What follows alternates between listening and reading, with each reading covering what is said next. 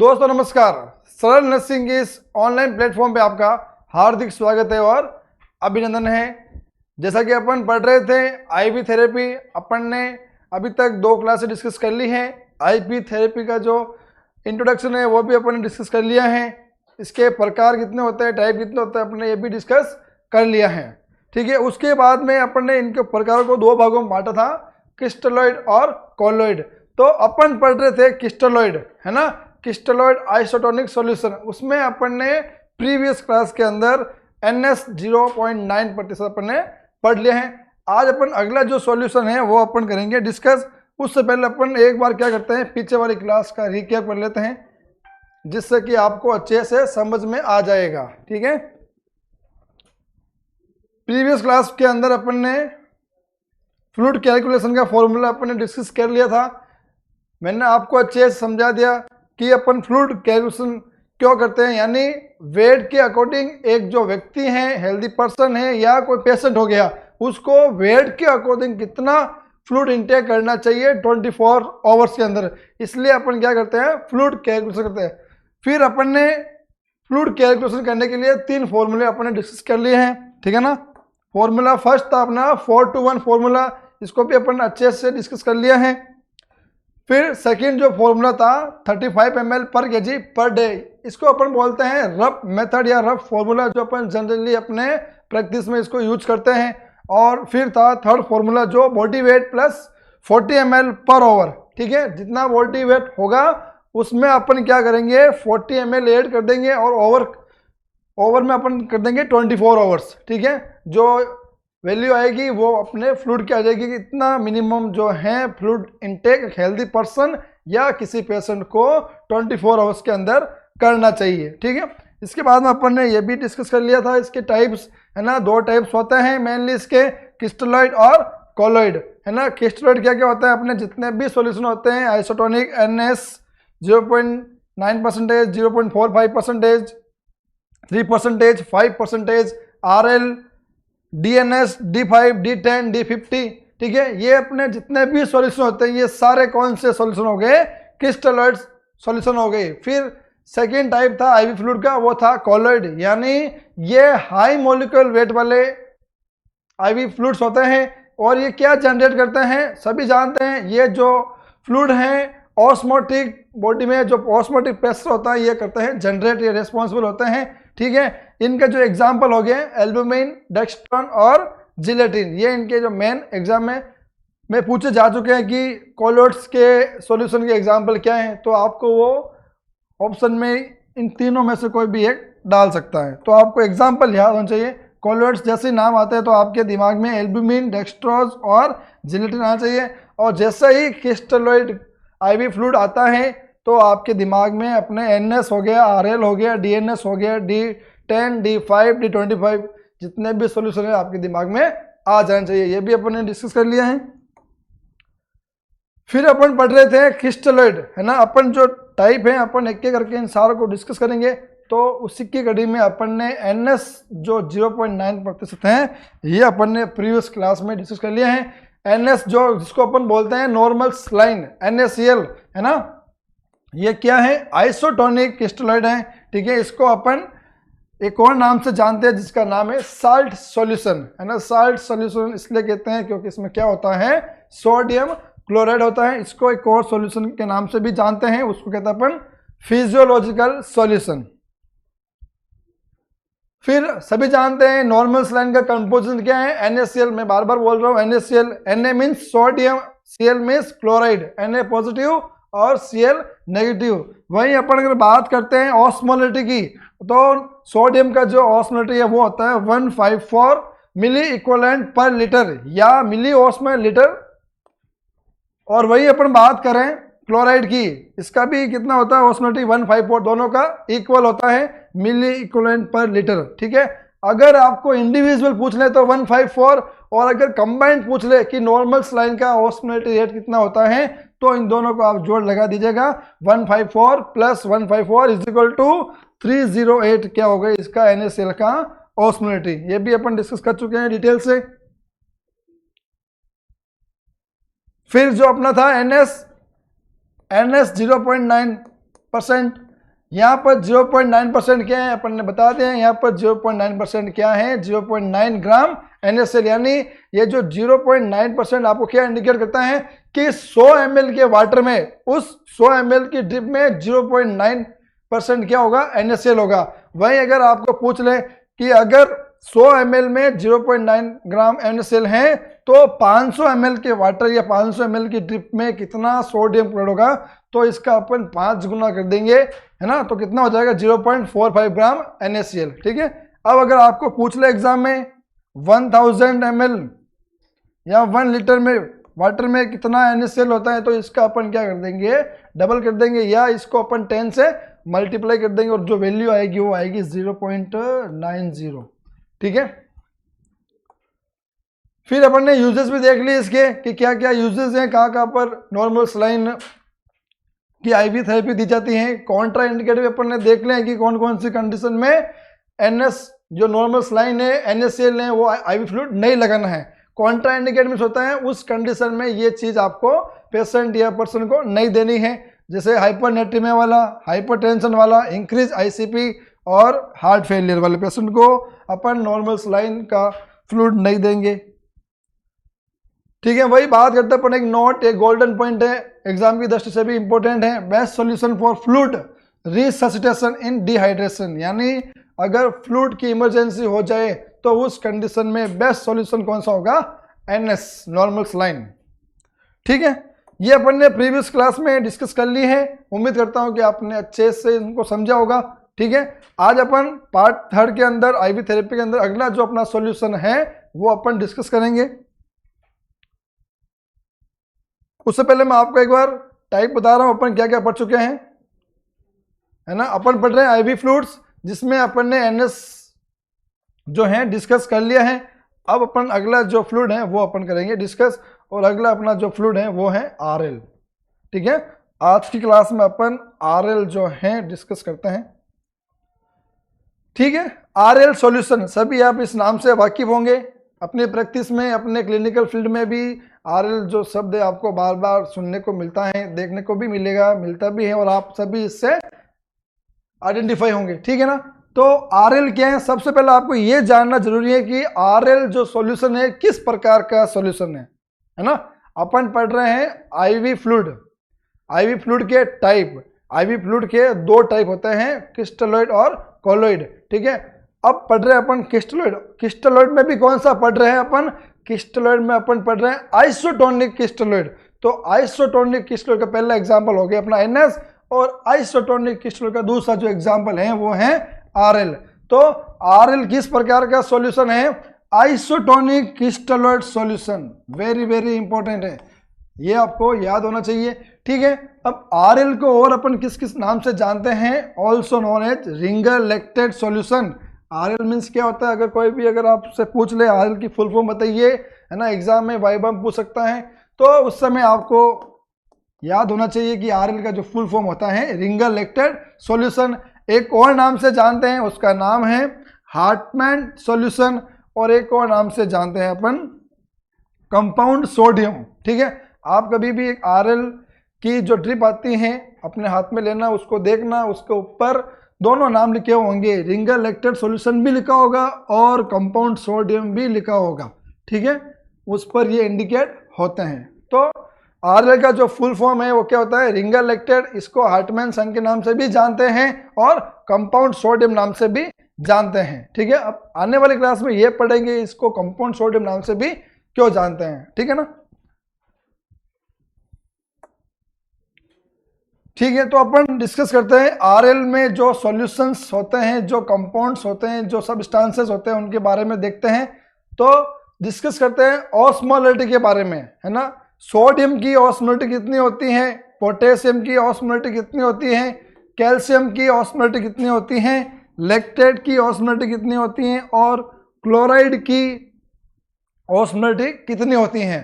तो सोडियम की जो ऑस्मोलैरिटी है वो होती है 130 मिली ऑस्मोल पर लीटर, पोटेशियम की 4 मिली ऑस्मोल पर लीटर, कैल्शियम की 2.7 मिली ऑस्मोल पर लीटर, लैक्टेट की 28.0 ऑस्मोल पर लीटर, और क्लोराइड की होती हैं 108 मिली ऑस्मोल पर लीटर। अगर आपको इंडिविजुअल पूछ ले तो ये वैल्यू होगी, और अगर आपको सीधा पूछ ले आरएल का ऑस्मोलिटी यानी इनका सभी का जोड़, सभी को आप क्या करोगे, जोड़ लगा दोगे, और इनकी जोड़ आएगी कितने आएगी 272.7 ऑस्मोल पर लीटर। अगर सीधा अगर एग्जाम में आपको पूछ ले कि आरएल की आप बताइए ऑस्मोलिटी, तो उस समय आपको ये वैल्यू देनी है ना 272.7, या उसको अपन 273 भी कर सकते हैं, ठीक है।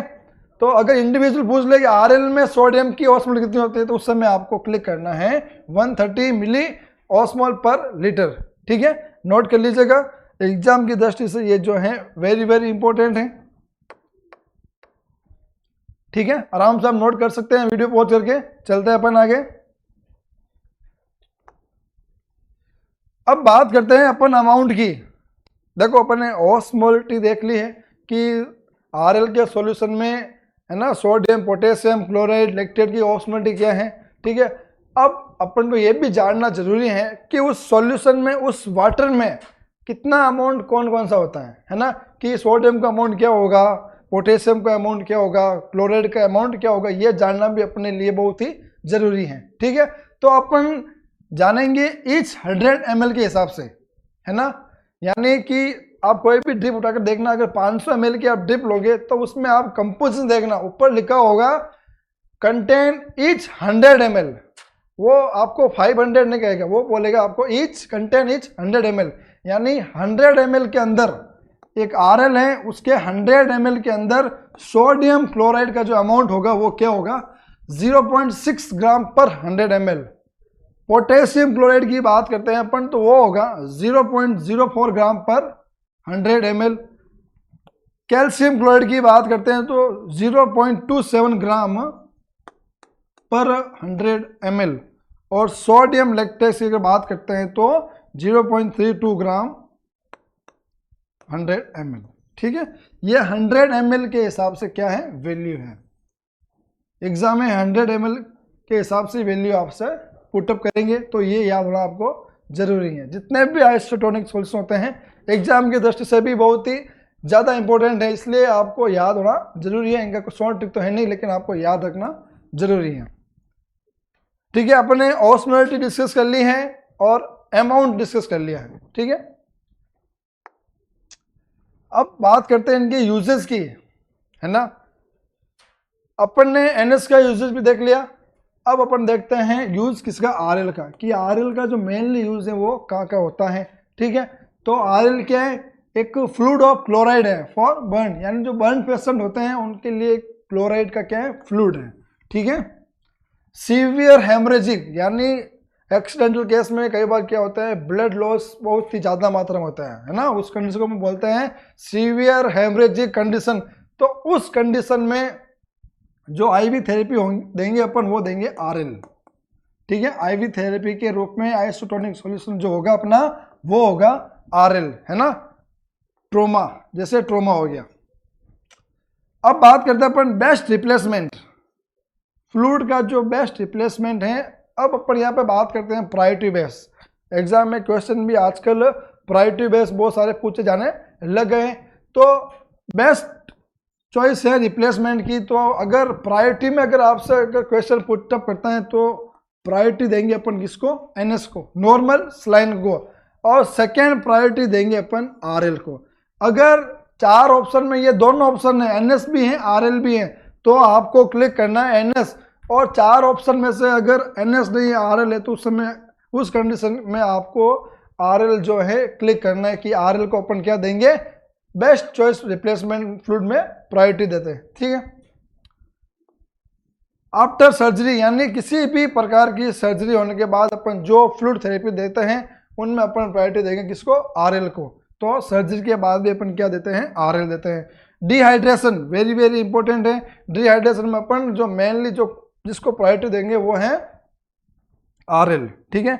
डायरिया, डायरिया के अंदर भी वेरी वेरी इंपॉर्टेंट है। डायरिया के अंदर भी अपन आरएल को क्या देंगे, फ्लूइड थेरेपी रूप में प्रायोरिटी देंगे, ठीक है। Use for irrigation if chemicals splash in eye, यानी आँख में किसी प्रकार का कोई केमिकल अगर गिर जाता है तो उसको वॉश करने के लिए केमिकल, यहाँ पर देखो कंडीशन दे रखी है केमिकल, अगर केमिकल कुछ गिर जाता है अपने आंखों में तो उसको वॉश करने के लिए क्या देंगे अपन, RL। और अगर कुछ नॉर्मल सा, अगर केमिकल ना होकर कुछ नॉर्मल सा अगर आंख में गिर जाता है तो उस कंडीशन में अपन आंख को वॉश करने के लिए क्या देंगे, NS। यहाँ पर भी प्रायोरिटी है, अगर केमिकल कुछ गिर जाता है आंख में तो RL, और केमिकल नहीं होगा अगर दूसरा सब्सटेंसेस अगर गिरता है तो क्या, NS। ठीक है, ये यूजेस हैं सारे एग्जाम की दृष्टि से, ये जितने भी पॉइंट हैं बहुत ही इंपॉर्टेंट है, आपको ये सारे याद होने चाहिए। जरूरी नहीं है कि एग्जाम की दृष्टि से भी, अगर आप क्लिनिकल फील्ड में हैं, अगर हॉस्पिटल में काम कर रहे हैं तो आपको ये याद होने जरूरी है। अब बात करते हैं कॉन्ट्रा इंडिकेशन की, यानी कौन सी कंडीशन में RL का IV फ्लूइड नहीं देना चाहिए। दो फ्लूइड होते हैं, प्रत्येक फ्लूइड के कुछ इंडिकेशन होते हैं, कुछ कॉन्ट्रा इंडिकेशन होते हैं। तो अपन ने इंडिकेशन और यूजेस सेम है तो वो अपन डिस्कस कर लिए हैं। अब अपन डिस्कस करते हैं कॉन्ट्रा इंडिकेशन की, यानी इन कंडीशन में अपन क्या करेंगे, RL का जो है IV फ्लूइड नहीं देंगे। तो एक तो रीनल फेलियर, यानी रीनल फेलियर वाली कंडीशन में अपन क्या करेंगे, RL नहीं देंगे। और एक लीवर डिजीज, यानी लीवर की कोई भी प्रकार की डिजीज है, लीवर की किसी प्रकार की बीमारी है तो उस कंडीशन में अपन RL नहीं देंगे। ठीक है, ये दो कंडीशन क्या है, इंपॉर्टेंट है। ये दो कंडीशन क्या है, कॉन्ट्रा इंडिकेट है किसके लिए, RL IV फ्लूइड के लिए। ठीक है, तो अपन ने RL डिस्कस कर लिया है, आइसोटोनिक। अब अपन अगला सॉल्यूशन देखते हैं D5, है ना। अभी तक अपन आइसोटोनिक सॉल्यूशन पढ़ रहे हैं, उसमें अपन ने NS डिस्कस कर लिया है, RL डिस्कस कर लिया है अभी, और अपना जो लास्ट आइसोटोनिक सॉल्यूशन है वो है D5%। ठीक है, अपन पढ़ रहे हैं आइसोटोनिक क्रिस्टलोइड IV थेरेपी या IV फ्लूइड, जिसमें अपना ये जो लास्ट है वो है D5%, है ना। अब D5% क्या हो रहा है, यहाँ पर जो 5% है वो क्या इंडिकेट करता है, डेक्सट्रोज को, यानी उसमें 5% क्या होगा, डेक्सट्रोज होगा। कितने ml वाटर में, 100 ml वाटर में। ठीक है, तो D5% को अपन D5W भी कह सकते हैं और डेक्सट्रो 5% भी कह सकते हैं, तीनों एक ही चीज है, एक ही नाम है। ठीक है, तो अपन डिस्कस करते हैं dextro 5% in 100 ml of water, यानी 100 ml के वाटर में क्या होगा, 5% या 5 ग्राम क्या होगा, डेक्सट्रोज होगा। ठीक है, फिर अपन डिस्कस करते हैं इसकी ऑस्मोलरिटी की। ठीक है, ऑस्मोलरिटी के बारे में अपन डिस्कस करते हैं कि अगर ऑस्मोलरिटी को लेकर अगर क्वेश्चन पूछा जाता है तो उस कंडीशन में आपको क्या करना है, D5% की ऑस्मोलरिटी कितनी होगी, 252 मिली ऑस्मोल पर लीटर। ठीक है, तो D5% को D5W और डेक्सट्रो 5% भी बोलते हैं। क्यों बोलते हैं, क्योंकि 100 ml में डेक्सट्रोज की जो मात्रा होती है वो कितनी होती है, 5% होती है। ठीक है, फिर बात करते हैं पर न्यूट्रिशन की दृष्टि से। अगर डेक्सट्रोज यहाँ जहाँ पर वर्ड आएगा कहीं ना कहीं वो इंडिकेट करेगा आपको न्यूट्रिशन, है ना। बॉडी में ग्लूकोज, भाई खाना खाएंगे तो क्या मिलेगा, ग्लूकोज ही मिलेगा। बॉडी को क्या चाहिए, ग्लूकोज चाहिए। तो 1 ग्राम ग्लूकोज में क्या होगी, 4 किलो कैलोरी होगी। अगर वो ग्लूकोज अपन ओरली लेंगे तो यहाँ पर कंडीशन डाल दिए ओरली, यानी अपन कुछ भी ग्लूकोज अगर 1 ग्राम ओरली इंटेक कर रहे हैं तो उसमें अपन को क्या मिलेगी, 4 किलो कैलोरी ऊर्जा मिलेगी। वहीं अगर ग्लूकोज अपन IV रूट से लेते हैं, दो कंडीशन है, अगर ओरली लेंगे तो क्या होगा, 4 किलो कैलोरी अपन को एनर्जी मिलेगी, और वही ग्लूकोज, वही 1 ग्राम ग्लूकोज अपन क्या करेंगे, via IV routes, IV route से अपन इंजेक्टेबल लेंगे या IV फ्लूइड लेंगे तो अपन को कितना किलो कैलोरी मिलेगा, 3.4 कैलोरी। ये डिफरेंस होगा 0.6 का क्या हो गया, डिफरेंस हो गया। ओरली लेंगे तो 4 कैलोरी और IV रूट से लेंगे तो 3.4 कैलोरी। ठीक है, ये न्यूट्रिशन। चलते हैं आगे, कुछ पॉइंट्स हैं D5 को लेके, इंपॉर्टेंट पॉइंट्स हैं, की पॉइंट्स हैं। ठीक है, तो पहला पॉइंट हो गया अपना, नेवर गिव एज बोलस। अपन D5 का जो उपयोग है बोलस के रूप में यूज नहीं करेंगे, है ना। बोलस क्या होता है कि लार्ज अमाउंट जो फ्लूइड होता है उसको अपन कम समय में फास्ट देते हैं, तो अपन इसको ऐसा नहीं कर सकते हैं, बोलस के रूप में उपयोग नहीं कर सकते हैं। ये आप ध्यान रखिए अपने फील्ड में। ठीक है, use as a peripheral nutrition, है ना, न्यूट्रिशन के रूप में भी इसका यूज किया जाता है, ठीक है। Use for irrigation where NS 0.9% is contraindicate, very very important है, यानी जहां पर NS 0.9% कॉन्ट्राइंडिकेट है, मतलब मना है कि उस पेशेंट को अपन NS यूज नहीं कर सकते हैं, ना दे सकते हैं, तो उस कंडीशन में जो सेकेंड प्रायोरिटी होगी वो कौन सी होगी, D 5%, ठीक है। और assess vital sign before and after isotonic solution infusion, ये नोट कर लीजिएगा, यानी किसी भी प्रकार का आइसोटोनिक सॉल्यूशन, जैसे हो गया अपना RL हो गया, NS हो गया और D 5% हो गया, ये देने के बाद आपको क्या करना है, उस पेशेंट की, उस पर्सन की क्या करना है, वाइटल साइन असेस करने हैं, उसका बॉडी का ब्लड प्रेशर लेना है, उसकी बॉडी का टेम्परेचर लेना है, उसका रेस्पिरेशन चेक करना है, उसकी हार्ट बीट चेक करनी है। जब आप क्या दोगे, IV फ्लूइड में कौन सा फ्लूइड दोगे, आइसोटोनिक फ्लूइड दोगे, तो उस कंडीशन में आपको वाइटल साइन असेस करना जरूरी है, ठीक है। तो अपन अभी तक इन 3 क्लासों में आइसोटोनिक सॉल्यूशन जो है अपन पूरा कर चुके हैं। अगली क्लास में अपन डिस्कस करेंगे हाइपरटोनिक क्रिस्टलोइड सॉल्यूशन, उसके बाद में हाइपोटोनिक क्रिस्टलोइड सॉल्यूशन, इस प्रकार करके अपन एक एक जितने भी सॉल्यूशन होते हैं डिटेल से अपन डिस्कस करेंगे, उनकी कंपोजिशन को लेके, उनकी ऑस्मोलिटी को लेके, ठीक है, उनके यूजेस को लेके, उसके कॉन्ट्रा इंडिकेट को लेके। तब तक के लिए धन्यवाद।